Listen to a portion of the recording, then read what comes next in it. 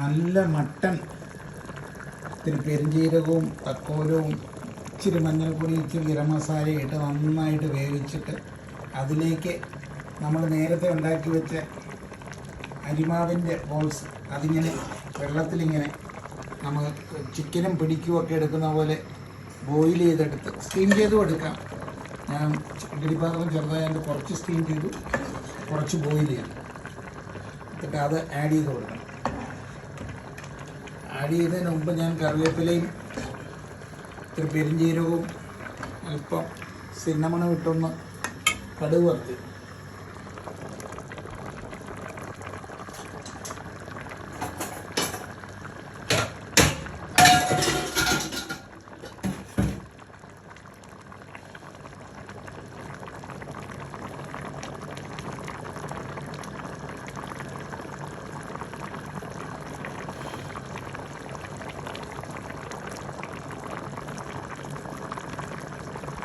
Steam ചെയ്ത് വെച്ചേക്കുന്ന rice balls ഇങ്ങനെ കൈകൊണ്ടെടുക്കാൻ പാടാണ്, എന്നാലും കുറേയൊക്കെ കൈകൊണ്ടെടുക്കാം.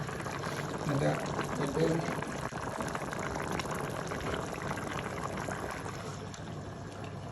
റൈസ് ബോൾസിനെ അതിലേക്ക് ആഡ് ചെയ്ത് കൊടുക്കണം. അതിങ്ങനെ വെളിപ്പാത്രത്തിൻ്റെ ഈ ഇതെടുത്തിട്ട് അത് അകത്ത് വെള്ളമുണ്ട്, വെള്ളത്തിലേക്ക് വീണാലും കുഴപ്പമില്ല.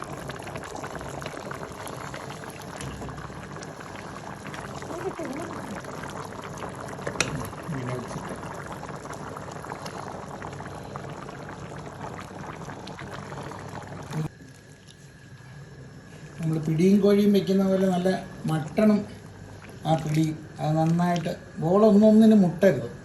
നന്നായിട്ട് അതിൽ കിടന്നിട്ടൊരു 10 മിനിറ്റ് നന്നായിട്ട് അങ്ങോട്ട് വേവണം. അപ്പോൾ അതിനനുസരിച്ച് മട്ടൻ്റെ വേവും മുന്നേ നിൽക്കും.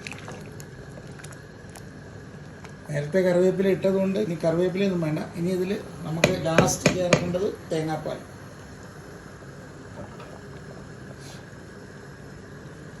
അതൊന്ന് കഴുകി